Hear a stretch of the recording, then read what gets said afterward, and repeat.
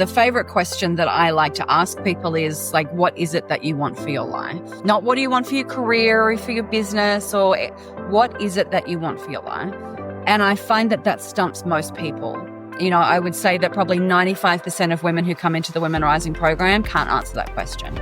So that's where I always like people to start, and it can really stop you in your tracks. That's where I was at when I had my burnout, when I was in corporate. And I was like, this isn't it.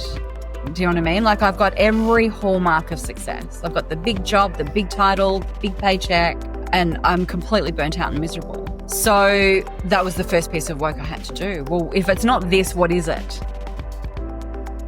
For the listeners, you've had a pretty amazing career. Think about, GE and IBM, PwC. What kind of, just walk us through at a high level what led up to you starting Women Rising as an organization and writing the book? Yeah, so I was 18 years corporate in Australia, in Asia, in the US, really around the world. And I loved my corporate career. Like I thought I was a diehard corporate. I never thought I would leave, never thought I'd be an entrepreneur, even though my father had run his company. So I sort of had an insight into what that looks like. But I got a couple of things happened in the last decade that I worked in corporate. Sort of midway through, I had a really bad burnout. I was a single mum. I was a new young female executive in a very male-dominated tech company, and just drove myself to burnout. Didn't have the tools, back then that I teach now. And coming out of that burnout, I was starting to look around for, like, what is my purpose here? I had this big marketing career. Then I ended up as the head of strategy at IBM. And I was really looking at what next, like what is next for me. And I started to pick up the breadcrumbs of what would become my purposeful path around women, women's leadership, positive psychology, positive leadership, across all genders. And as I was looking around, looking up and around, like, what's the next role? I just couldn't see anything. I couldn't see anything in my company or in other companies that really lit me up. And that's when I started to think, well, maybe I should go and start something of my own. A risky move, being, a single parent with sole financial responsibility for my kid, who was, really young at the time. But I just decided, I just felt like that was my calling. So I had done my coaching qualifications. I'd done 2 master's degrees at that point, in business and positive psychology, separate master's degrees. And so I stepped out, and that really, the last sort of 5 years that I was at IBM, I was doing a lot of work around gender diversity. I was the executive sponsor for women. I was doing a lot of work with some very big companies outside of IBM. So I wasn't like I just woke up one day and said, I'm going to go and start a women's leadership company. I had been really in that space for about 7 years before I started, which then all led and culminated in Women Rising. What were your biggest takeaways from sustaining women in business? Because you were part of that organization for, was it 5-6 years? Yeah. So Sustaining Women in Business was really the first and biggest women's conference, that was here in Australia at the time, but with, massive global speakers that we would bring out. And I was the chair of that. And that was one of the first places where I got to really see, like, what are women actually talking about? What are women actually saying outside of the meetings that we all have inside of organizations where everyone's very polite? What's actually going on for women at work? And so, yeah, that was a really foundational experience for me doing that work, and, took me to New York, and, I spent a lot of time in New York as well doing different aspects of this. Yeah. In reading your book, you put it in 3 parts. The first part is forces holding women back. Second, the sort of inner critic, and then tools to elevate. I love how you framed all of that. So much good stuff in there. Now, my experience is that everybody, regardless, have things that hold them back and things that can sort of elevate and help them. And I've worked with a lot of women over time, and most of the time, I look and say, wow, you have so much more than you even realize you have.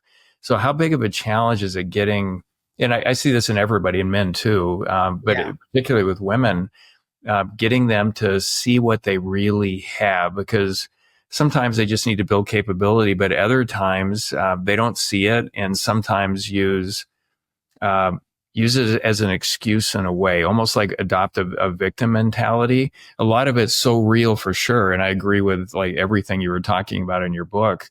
But how do you get them to see what they have and productively move towards creating more value in whatever they're doing?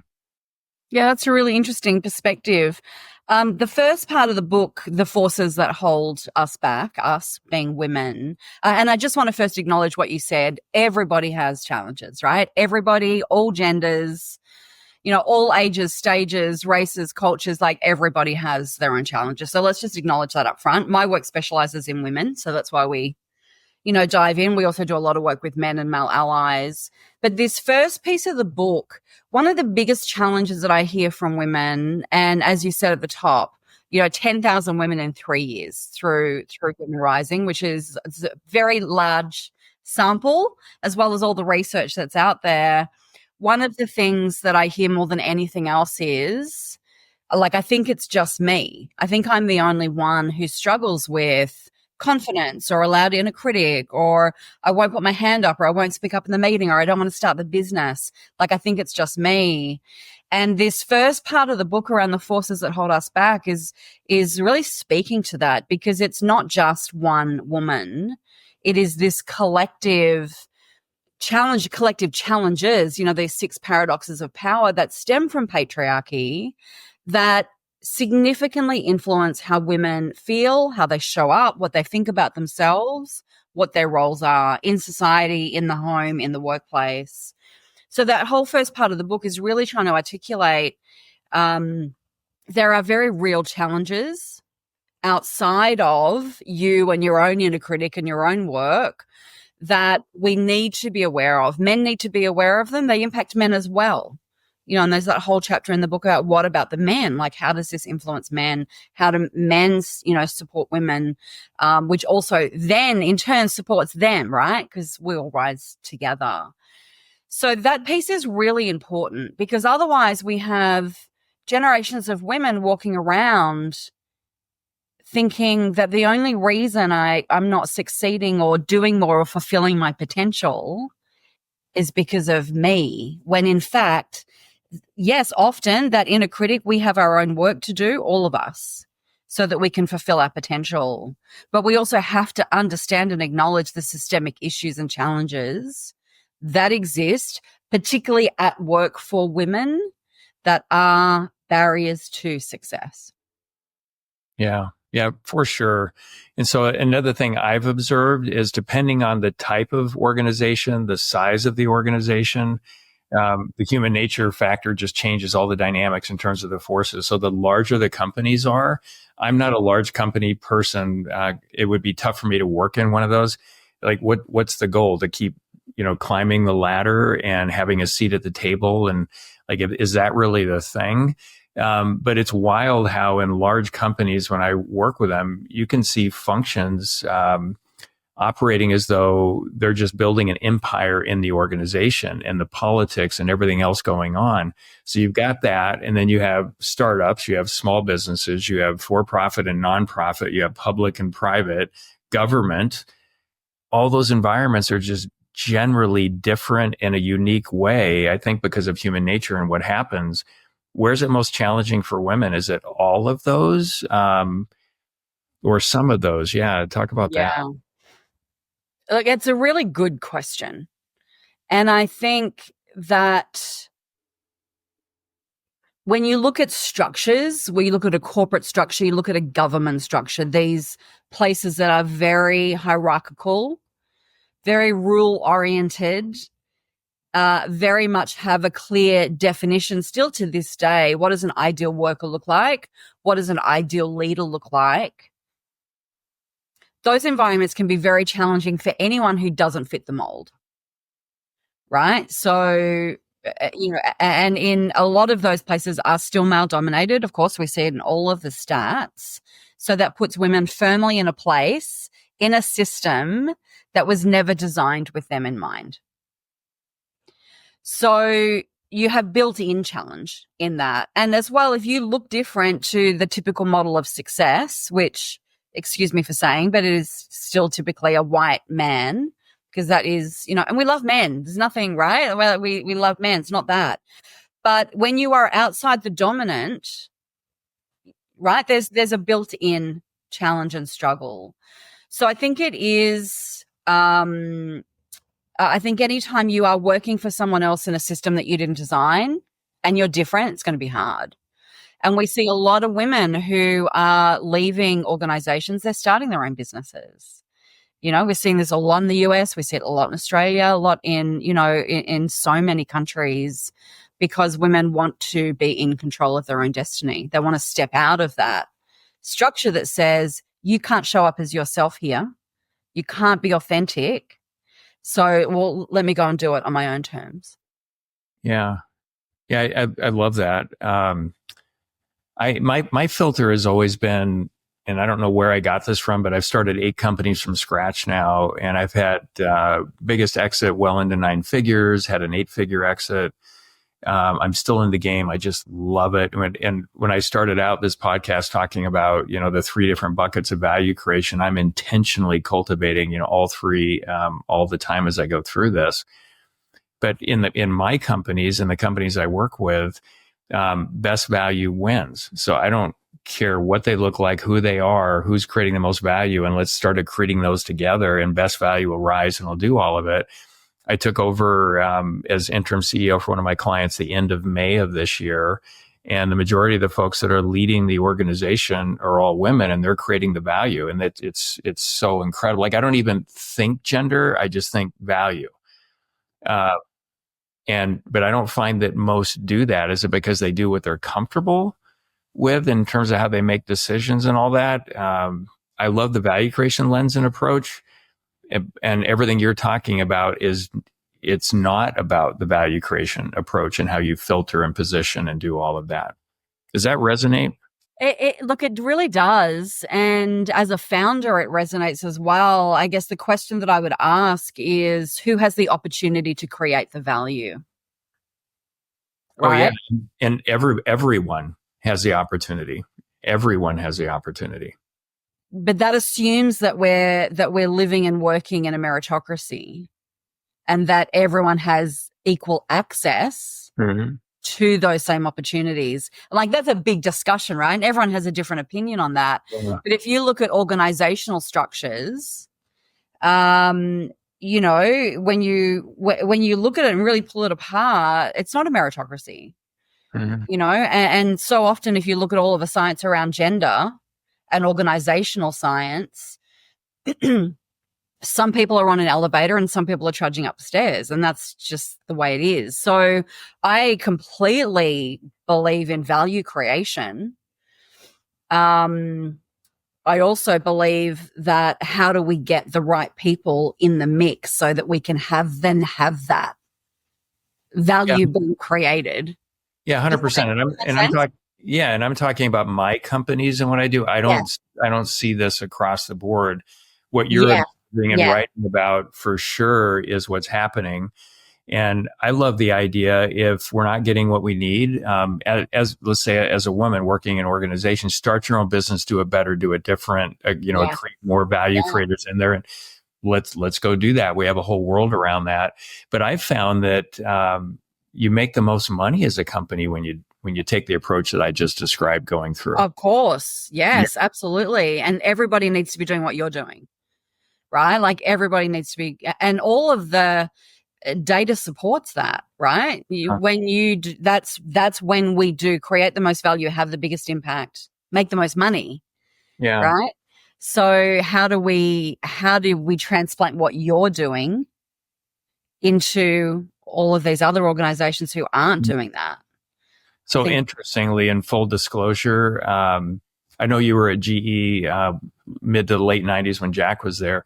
Jack was my business partner before he passed in one of my current companies, Oh ETW. my goodness. And he told me, we met around probably 2008, but he told me had he had the management operating system that I developed when he Yes. was leading GE, he would have put all 400,000 team members in it back then. So he Oh, wow. was thinking about the same thing. It was just really Yeah. challenging to do it going forward. Yeah. But yeah, I think that's really the goal. And what I've also noticed, you talked about in your book, women believing in themselves, that a lot of the women that I work with, they won't step up. They won't go for it. So I don't care, man or woman, any team member that I work with, I always ask the question, like, how do you create value for this organization? Do you understand that? Do you understand that you fit in with the rest of this value creation machine called our organization? Yeah. And what's the next step that you could take? And it's wild how fast they just start to open up and go for it. But women more than men won't. Yes. But once I open it up, they go for it. And something I didn't tell you earlier, I taught martial arts for like 23 years, and I realized that women are the master gender because the little 4-year-old girls could do so much more than the boys at a young age. They're so much smarter, so much more capable. Like, we're in so much trouble. And then it changes, right? And then it changes. Well, it only changes in that, we're around, could be 10 to 12, the boys get stronger. Yeah. And so, but in terms of, discipline, self-awareness, social awareness, all of that stuff, women start out way ahead. That's my experience just from teaching so many kids martial arts over the years. Yeah, and that's such a great lens. My son did martial arts as well, which I loved. Like, I really wanted him to do martial arts, and he did for a long time. But then what we see with girls in adolescence is they start to lose their confidence, right? So they start to lose their confidence. And like, your point is a really important one that you make about what you see and witness about women, in your companies and in other companies, is that this inner critic, the confidence challenge for women, which is complex because, I write about the confidence paradox, that women get told be confident, but don't be too confident because you still have to fit the model and fit the mold. But then how that perpetuates as this very loud, very dominant inner critic, which is that whole part 2 of the book that you mentioned, where I look at the 13 archetypes of the inner critic, because our work to do, we can all do it. I coach a lot of men as well, male leaders in organizations. They have an inner critic as well, but it has a different edge for women. And when women can really start to understand that I have this inner critic that stops me from putting myself forward or really going for it until I understand it, or have the right mentor or boss who really, is encouraging and pulling that through, or a sponsor in an organization. That's our work to do. What is my inner critic? Am I the perfectionist, the people pleaser, the overachiever? How do I start to understand and work through, these are the stories that are limiting my success, and this is what I can do about that? And then we really come into our power and our agency. Yeah, what I realized when I was reading that part of the book, these archetypes that you're talking about, like the good girl, the overachiever, et cetera, that's super sneaky because you can think this is a good way to be. Yeah. And yet it totally sort of disables you in what you're trying to accomplish.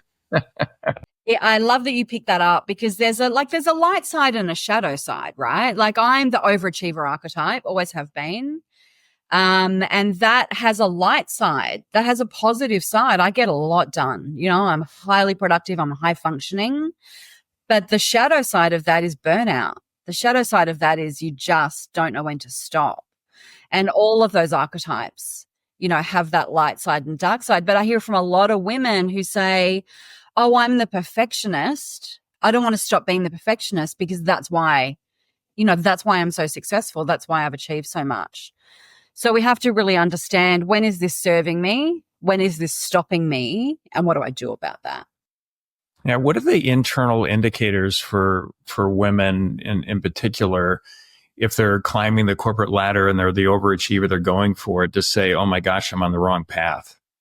I'm out of balance. Yeah. This is where we have to start getting quiet and real with ourselves. I find that a lot of people in general, women in particular, don't create a lot of space for that inner reflection and that tuning in to understand, when am I in alignment? When am I out of alignment? When am I on the right path? When am I not on the right path? And the only way we understand that is by going, I believe, by going inside of ourselves, being internal and doing that reflection, which is the whole, part 3 of the book. But the other indicator is when we know we want to take an action, like confidence. The research definition of confidence is the ability to turn our thoughts into action. So whenever we want to take an action, speak up in the meeting, go for the promotion, get on a special project, ask someone to be my mentor, and we don't do it, that's an indicator, because there's an action we want to take. So then it's about, well, what's the story I'm telling myself that's stopping me from taking the action that I want to take? Like, it's really simple, but quite challenging to do that work. But when you build that as a pattern, like there's this 3-step process that I teach, that is catch the story. When you're not doing the thing that you want to do, what's the story you're telling yourself? The second line of that is we have to break that cognitive dissonance. And the simplest way I've ever come across to do this is ask the question, is that true? Is that story I'm telling myself true? And do that work. And then we get to reframe into the action that we want to take. And I have seen that. I've taught that process to probably 15,000 people, mostly women, and it's completely game-changing because we think that the stories that we're listening to in our minds all day are true and helpful. And in so many cases, they're not true and they're derailing us and we don't even know it. Yeah. Yeah, I love that. Yeah, I say it a little bit different, but I think we're saying the same thing. Confidence to me comes from in being able to intentionally create value, net positive value. And once you've done that enough times, for me, it's like a shield against all the external noise, and it can really help with the internal critic as well. Yes. Just look at them and they just shut up because they know they have no effect anymore, at least not the effect that they used to have, if you will. But it takes work to do that. And I think foundationally, I'd love your thoughts on how do you create that alignment to be moving in a direction? And I think it probably gets refined over time and all that, but it's an easy word to say, oh yeah, I get the concept of alignment. But how do I do that as an individual? Yes. It's one of my favorite questions. What the favorite question that I like to ask people is like, what is it that you want for your life? Not what do you want for your career or for your business, or what is it that you want for your life? And I find that stumps most people. I would say that probably 95% of women who come into the Women Rising program can't answer that question. And they're so busy doing all of the things and taking care of all of the people and running on the treadmill, that there has been no space. And I would reflect that a lot of men would be in that position as well. When we really think about it, how do I want my life to come together? So that's where I always like people to start, and it can really stop you in your tracks. That's where I was at when I had my burnout, when I was in corporate, and I was like, this isn't it. Do you know what I mean? Like, I've got every hallmark of success. I've got the big job, the big title, the big paycheck, and I'm completely burnt out and miserable. So that was the first piece of work I had to do. Well, if it's not this, what is it? If it doesn't look like this, what does it look like? If it doesn't feel like this, what does it feel like? And going on that path. And a big part of that is purpose and meaning and purpose. And when we look at our lives and we look at the work that we're doing, where is that meaning? Where do I feel like I am serving a purpose that matters to me, matters to other people, is in service for other people? And I find that when we can put those two things together, we solve so many of the problems. And then how do I do that? We can figure out the details later, but we've got to be able to anchor into that question of what does my life look like? Where is my meaning and my purpose? And how does that come together? That's where we start. Yeah. Yeah. I love how you talk about that in the book and then some of the podcast interviews. So where I've landed, and I think it can, and you've talked about this too, where it refines over time. It can't be just one big thing. It can be a lot of little things. Even Viktor Frankl talks about that in Man's Search for Meaning, right? But for me, again, 63, I've landed on my purpose is to drive holistic value creation behaviors out in the world, starting with myself and everything I do. So what am I doing to cultivate material, emotional energy and the connectedness stuff on the spiritual side? And, for example, on the spiritual side, this company I took over as interim CEO, in a very short time now, 6-7 months, we have over 20,000 parents in our dinner table family community, which is a community of parents raising kids to create value in the world and a place to go for practical family wisdom. So I'm just starting building this community. So I guess my point is I'm being super intentional with my purpose. And I think a lot of folks, it can just almost be virtue signaling when they talk about it. I want to know, are you really doing it? Yeah. And so I've landed there. And if we get it right for the kids, it won't be a dystopian future for us to live in as I age out someday. How would you describe your purpose? So I love that, by the way. I just want to acknowledge what you just shared. Like, that's so beautiful and so important. So thank you for doing that work. My purpose is about helping women rise. That's my purpose, like, very simply. And, there's so many different elements to that. There's the work that I do in the world around, my books and programs and my PhD research and all of these other pieces. And there's who I am in the world, and I have a very deep spiritual practice. I've just come back from pilgrimage in India, which I do as often as I can. I do a lot of my own work. And really the helping women rise piece for me, yes, it's about helping the women, but it's also about raising the consciousness of the planet. Because I believe that when we help women rise, and we see this in the data, when we help women rise, everybody rises, and everything, expands and is better.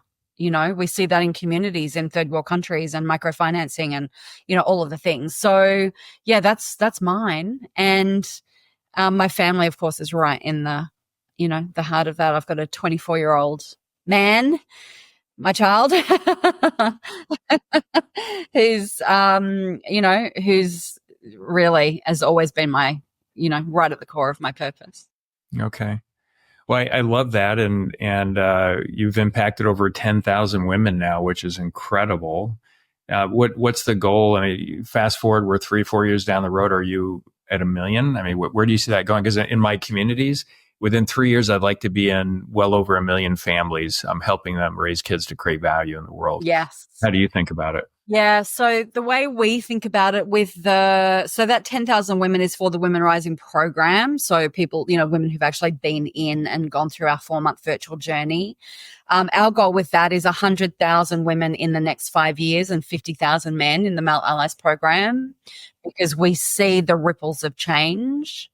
And then to impact 1 million women's lives. So we have a foundation. We do a lot of free things. I do free monthly coaching calls. We've reached hundreds of thousands of women through that. So there's lots of other things, that we do as well. There's the books and everything. So yeah, like to impact 1 million women's lives within the next 5 years. That's our goal. Yeah, that's incredible. Is it hard to get women to see they need this? It's not hard to get women to see that they need it. It's hard to have women realize that they're worth investing their own time and energy in themselves, because they're giving and nurturing and supporting and taking care of.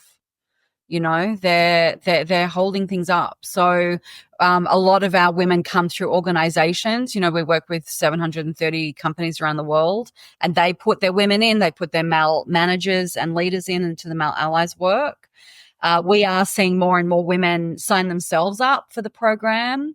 But we have, as I said, like hundreds of thousands of women who, come to our free coaching and, read our articles and newsletters and download our guides. So they're hungry for the work.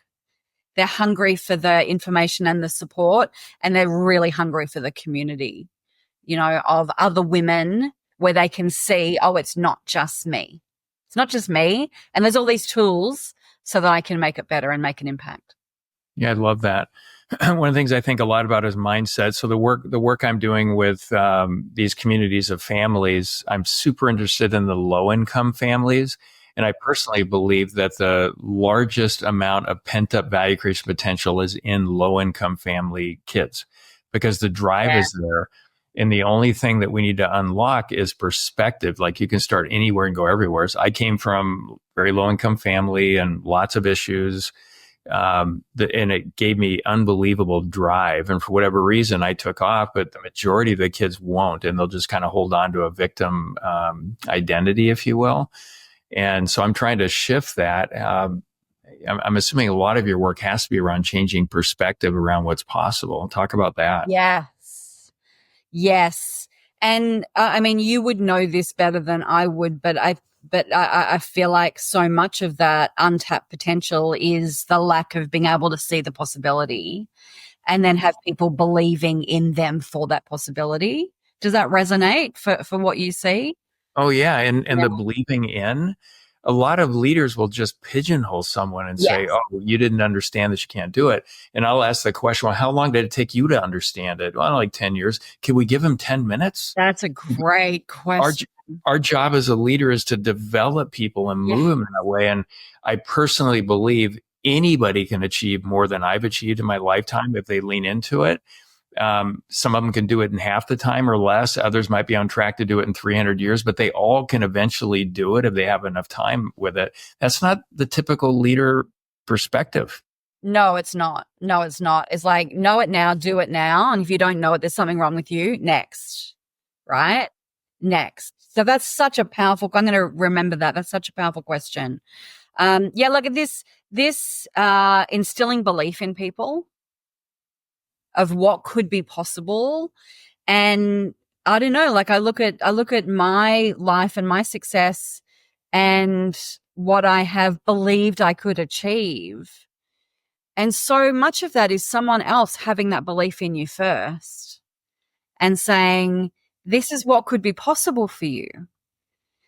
And for those kids, like, that's what I would want for them, is someone to you and this important work that you're doing. They're like, I believe in you. Like, these are the things that could be possible for you, and expanding that definition of what we see. And then, like, where are the tools? Where are the tools that can support in the foundation, the structure? So important. Yeah. One of the, anything that I do, I like to be on the front lines actually doing it, because I learn so much more and iterate smarter, faster, all of it. And one of the communities that I'm running is here in Phoenix, and it's an organization called Black Mothers Forum Microschools. And so it's a community of about 30 families. So I get the parents and probably half the kids that come into these monthly sessions. And I've been doing it. Next month will be the 5th session going through. And just to put it in perspective, one of the dads in the room just got into an apartment, but had been living with his kids in his car for a long time. It's like they don't have the resources. But it's been wild for me I'm in the room, like, all of you can do more than I ever did. This is so cool. Let's start talking about what it means to create value and all the stuff that goes into this. And just to see the transformation in the parents as well as the kids. And I always like to ask the question, hey, what's your biggest takeaway, from today? And the very first session I ran with these families, one of the kids, 12, said, I can create value in the world. It was like an epiphany for him. And so I think that's a really big part of it. So I guess there's a couple of things. I love what you're saying. It's so true. There needs to be somebody that believes in them, but it's also an X factor to have the drive. Because what I noticed is I was sort of climbing and doing my stuff in the world. And I never worked for a large company except for a few months after I sold one of my businesses, just to make sure the transition went well. But my passion for going in those directions got all kinds of people to surround themselves or surround me. Even Jack Welch. I go to a session. there's 100 people in the room, most of them running over $1 billion in business. And I'm coming off my little $10-12 million a year. And his first exercise on day one, nobody at my table knew their stuff around mission and values. So I talked about my stuff. And because of the passion around that, he joined me for lunch the first day, blew off his table, and he accreted. And so many more like that did because of the passion. So I think we kind of need both. We need somebody to believe in us, but we have to be really passionate about what we're going after if we want, wisdom to sort of accrete around us. Does that resonate? That's what I noticed. I agree completely. I guess the question that I'm thinking about for your kids is, how do you spark that passion? Mm-hmm. Because I think for some people it's inbuilt, and we take our passion from project to project to project to project. That's been my experience. Sounds like yours as well. And it's like really inherent. Yeah. How do we spark that passion? How do we spark the belief? And then how do we spark that passion? And that 12-year-old who now, like, you just changed his life because he now knows he can go and create value. Mm-hmm. So passion comes from that as well, hopefully. Well, it does. And, the current system here, if I just look at, K-12 education in America and specifically Arizona, the current system is, hey, get a good grade, get a diploma, get a degree, get a job. And in that system, kids are doing what they think they're supposed to do. They're not doing what they were meant to do or discovering what they're meant to do. And so part of this program, and I'm writing the content, sort of the thought leader over the structure of this content map, but I've got an amazing team building content along with me. But one of the sessions we go through is, this was last month, it was finding your kids' value creation superpowers. And so I think they just need to be discovered. Do they have a thing for business? Do they have a thing for emotional energy, like playing music? Or, like some kids light up rooms like I've never seen before when they come in, but they also can take them down more than everybody else because it's a superpower. Once they're aware of it, it changes what they do and how they think about it. Same thing on connectedness and spiritual value creation. Like they're all coming up with and discovering what that is and working backwards from, hey, when these kids launch into adulthood, what capabilities and character traits would they like to have? And we're collaborating with them. And a big part of that has to be, what is your value creation superpower? And I think everybody has it. It's just yet to be discovered. I agree. And then it needs to be supported and activated and reactivated and activated and reactivated. Like I see so many adults who had that. One of the questions I ask the women in our program is, what did you want to be at 8 and what did you want to be at 15?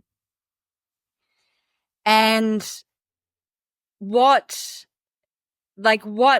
from all of that passion and spark that you had back then for those things do you still have? And what have you lost?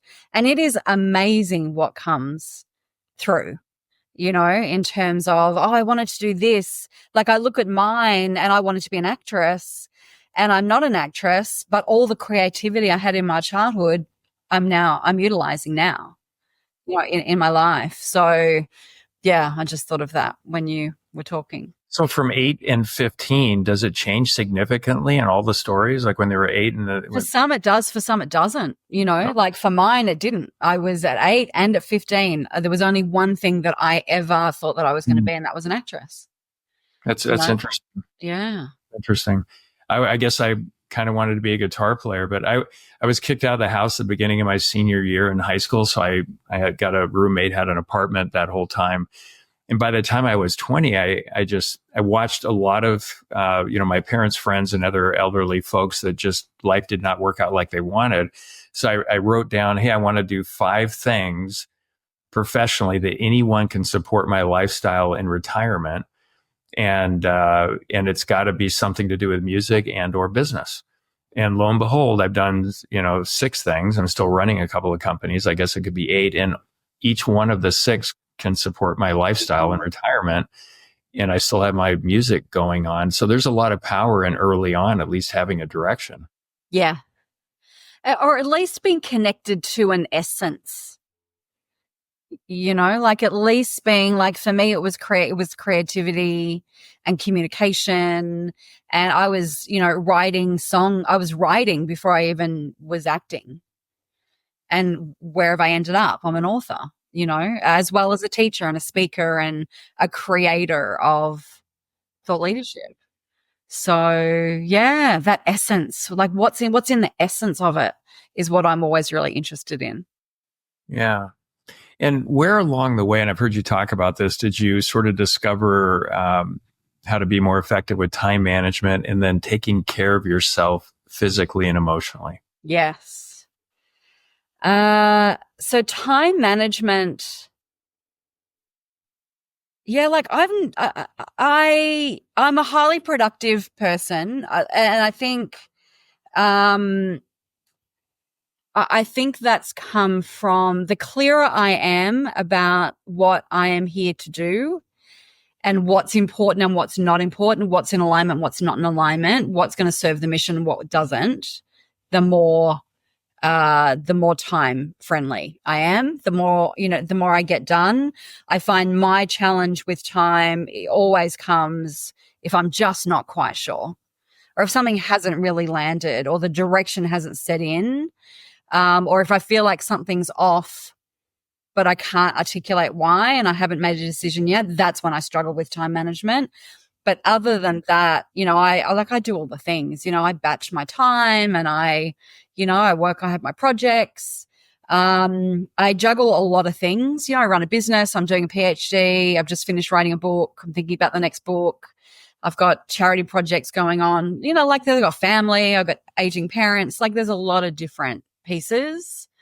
But I also try and be like, when I'm in something, I'm in it. If I'm here with you, I'm here with you. If I'm okay, next I've got a team strategy meeting, I'll be in that. That really helps me with time management as well. And the other thing that really helps me with time management, which may seem counterintuitive, is I meditate. I have a very deep, spiritual practice, meditate 20 minutes twice a day. I have other practices that sit around that. So it's really an hour in the morning, an hour in the evening for my spiritual practice. And that creates time on a whole other level. And a big advantage there, I'm assuming, is that you can be a lot more present in each of the things that you do throughout the day. Yes, absolutely. And just a lot more clarity. Like I can make decisions very quickly because I see things, or I know when I can't make a decision and I need to take that away because of that clarity.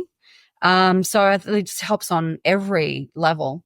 And then again, there's so much science around meditation now, but I do it for the spiritual side and for just, you were talking about mindset before, that clarity of mindset, is really incredible. And then I've forgotten the second question that you asked. Oh, it's just, for me, taking care of my body, Yes. and all of that, so in fact, I'm sitting here, I'm 3 weeks today after knee replacement surgery, and it's going incredibly well. I haven't had to take any pain medication, nothing, not an aspirin or anything for it. And I get so much more done when I get sleep. And I've heard you talk about that. And I haven't had processed sugar in over 2 years. Yeah. Everything's better. Like, rather than letting the world control my time, I control it. And then I feel like I'm 50% better because I'm intentional about, my health, overall. Yes. So where did you land on that and how long before you actually got there? Look, it's been a lifelong journey for me. Well, lifelong, half my life. So more than half my life. When I was 21, I got chronic fatigue syndrome. And this was decades before they really knew what chronic fatigue was. And I was very, very ill. They didn't know what was wrong with me. I was in bed for 6 months. I don't know if it was cancer or like what it was. Anyway, they eventually figured out, oh, there's this thing called chronic fatigue. So this is more than 30 years ago now. And that, that really was the spark of a 30-year journey around health. And then in my mid-30s, I had that burnout, which just rocked my world. And so that really woke me up, that burnout. I was 35 at the time. a single parent. It's like, I have to get serious about this.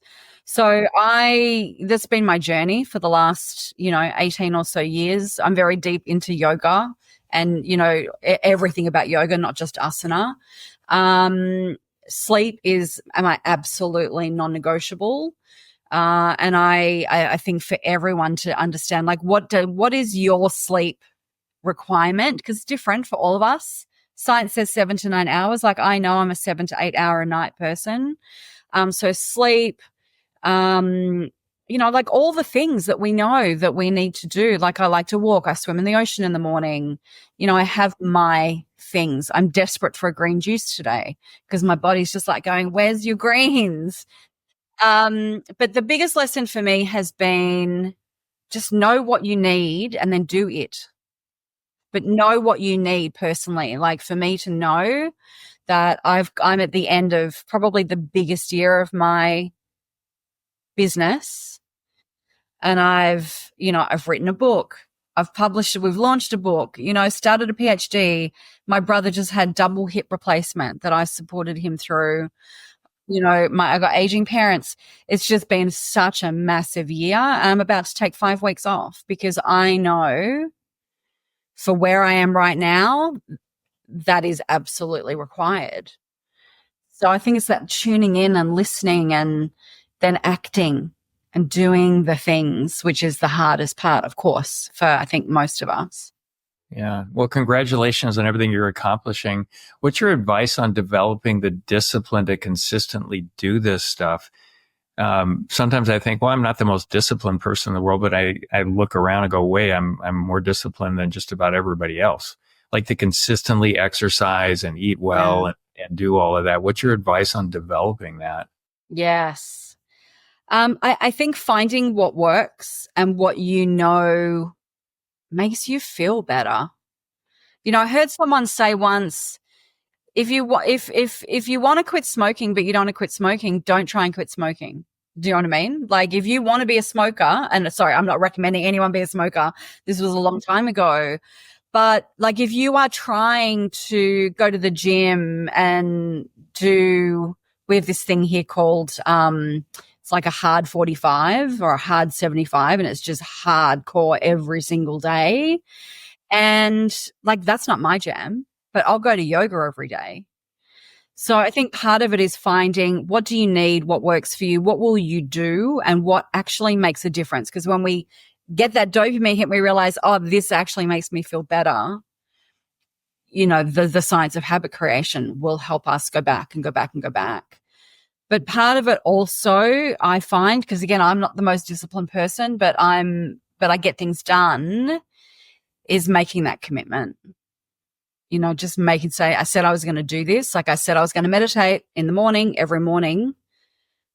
Do I want to do that every day? I absolutely do not. I'd rather go straight to the ocean and go for a swim. It's like, no, you said you'd do it. You'll feel better when you've done it. Go sit on your cushion. And making that the non-negotiable practice.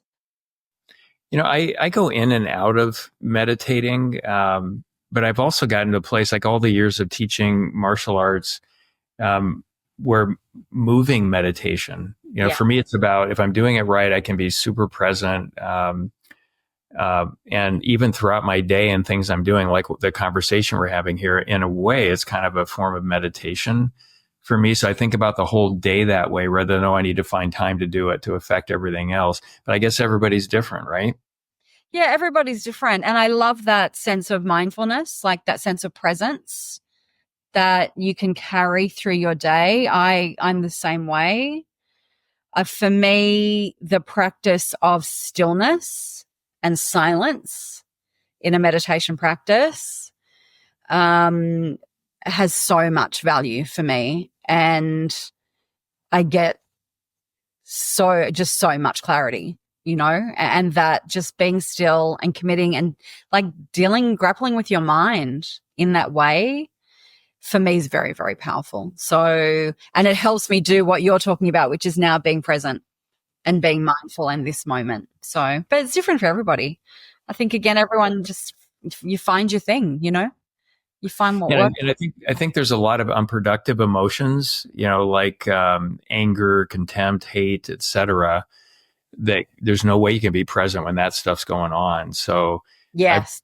I've really worked on turning those off over time and not letting outside influences, no matter how much. Sometimes if we're leading businesses, sometimes we're a punching bag, right? I mean, people will Yeah. come at us. Is not letting it affect us in that way. So turning that off helps as well. Does that resonate with you? Took me a It while. does. It does. And sometimes we can't sit still to meditate. Like sometimes there's trauma, or sometimes there are all those negative emotions, and we have to process them out through martial arts or going for a run, or, moving, and cycling through the energy.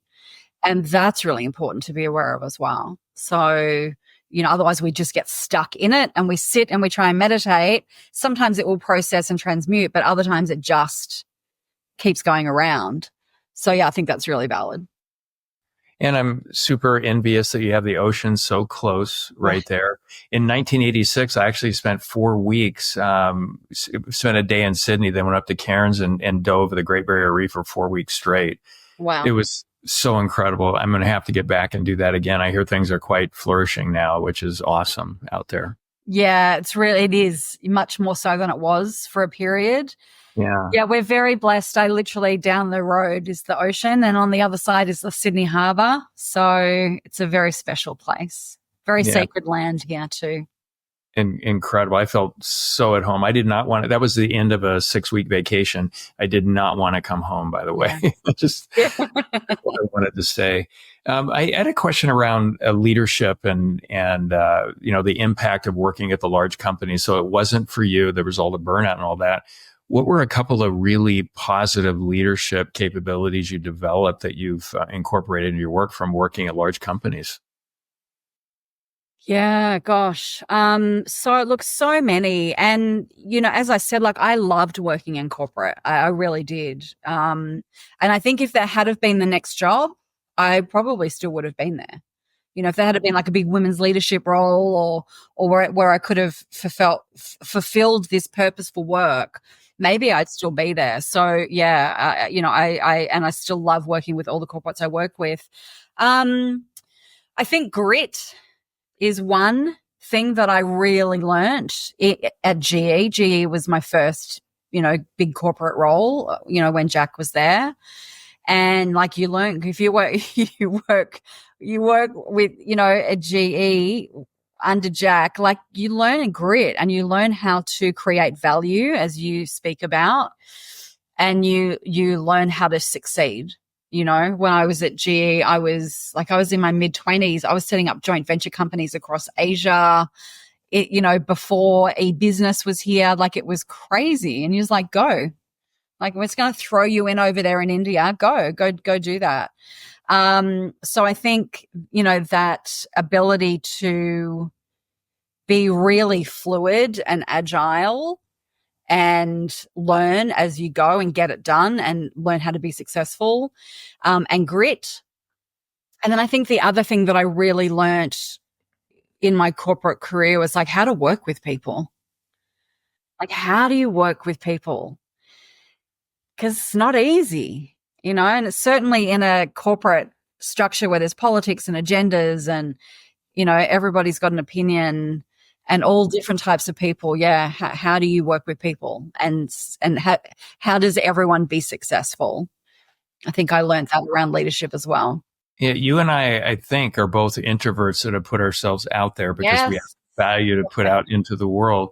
One of the things that I've learned working with a lot of large companies in a short time, I think it was 17 months in the company that bought my aerospace business, is influence. In the power of that and being effective with that. That's my gift, that I've received working with large companies. Yes. And so important, right? Particularly influence has always been important. I think now, in the world that we live in now, it is one of the absolute core skills that everybody needs. Yeah. How do you influence people, particularly when you have no direct control over outcomes? And a lot will say, well, I can't control that. There's nothing I can do. Well, you can influence a lot. Yes. And probably way more than you give yourself credit for. So how do you cultivate that, going through? Yeah. Is that part of your work with women to kind of work on the influence piece of it? Yeah, absolutely. Influence, executive presence, communicating with power, how to manage conflict resolution, like all of those things are about influence. So that's one of our core modules in our program. Okay, I love that. In our discussion here, was there anything interesting that kind of stood out to you? Oh my gosh, everything that you've said has been interesting. So fascinating listening to the work that you're doing and the stories. I want to learn more about the work that you're doing with the families and the kids. So, so there's that. No, I just think it's been I was just so grateful for this conversation. I think it's been very far reaching and fascinating for me. I hope it's been useful for I could speak with you for days. Yeah. Like this, we could sit on the beach and just yeah. and go. If I do get to Australia in the next couple of years, which I'm planning on, I will definitely let you know if you're around. That would be awesome. That would be amazing. And I'm in the US. I'll be in the US next year as well. So yeah, likewise. That sounds good. And if our listeners want to learn more about what you're doing, what's the best way to contact you and learn? So megandallacamina.com or womenrisingbook.com are the two places, and then everything sort of leads from there. Okay. Well, this has been fantastic. Absolutely love the conversation. Thank you so much for being here. Thank you. Thank you so much, Lee. I've loved our conversation too. All right, great. And this has been the Show Your Value podcast. If you got some value out of today's episode, please like and subscribe. And until next time, show your value to the world.